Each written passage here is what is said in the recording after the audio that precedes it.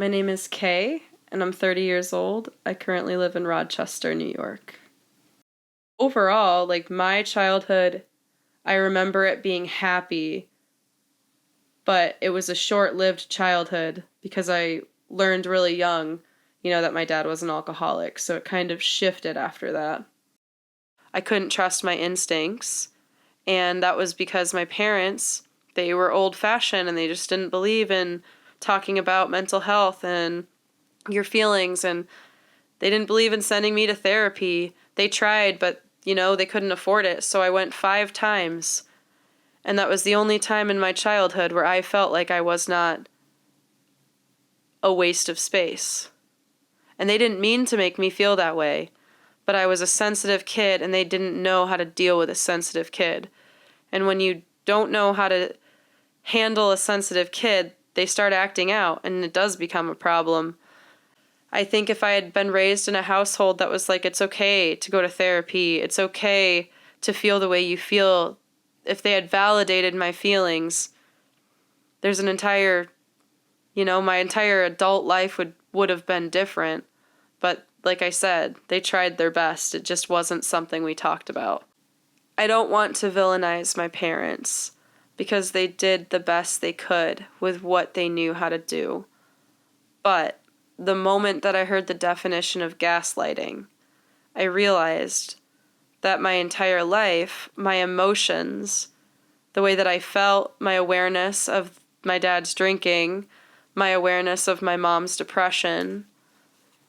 So she never drank. My mom never drank my whole childhood, so for like 20 years. She didn't really start drinking until I was in the military and would come home, and it was really casual.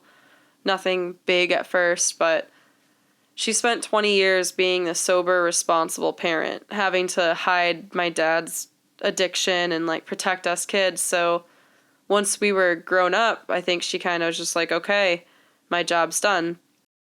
She got more and more reliant on alcohol, and it killed her in a matter of 4 years. So, yeah, and my dad tried his best, but he's also an alcoholic, and I think he didn't want to admit, he was in denial. He thought if he didn't think about it, then everything would be okay, but, it just kind of spiraled and ended up the way that it did.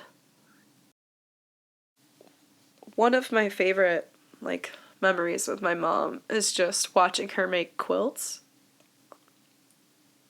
and watching her use a sewing machine and the sound of it and how at peace she was and how she just moved like a machine and how she hand sewed the corners, and I loved going and picking out fabric with her.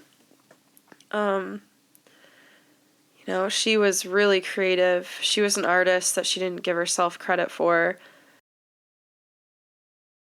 Another memory I have with my mom is just holding her hand and walking through all the pine trees, listening to the black-capped chickadees sing back and forth. It was like an echoey, surreal experience, and every time I would be having a bad day or I'd be sad, I would hear a black-capped chickadee. And even before she passed away, I would just think of her. I'd think of my grandparents and my childhood and all the good parts of it. My mom was like my best friend. Did we fight? Yeah. Did things happen in the course of our time on this earth together that, stopped that closeness? Yes. But yeah, we were always close. My mom and I always had this thing about the moon, and so whenever I can see it, I sure do talk to it, and it makes me feel better. She was a beautiful, glowing person. She had so much life inside of her. And she's just a great example of how society failed her. How, if you don't get the help you need, your life can end prematurely. I recently got a job as a digital media instructor at School of the Arts. I went to school initially for photography and creative writing at the University of Colorado, Denver. Art has always been a way that I cope with my mental health and my internal struggles. It's a coping mechanism, and it's a healthy one. And then after that, I realized I want the future generations of this country, this world, to be able to use art to cope as well. Why do I believe the mental health stigma is so powerful?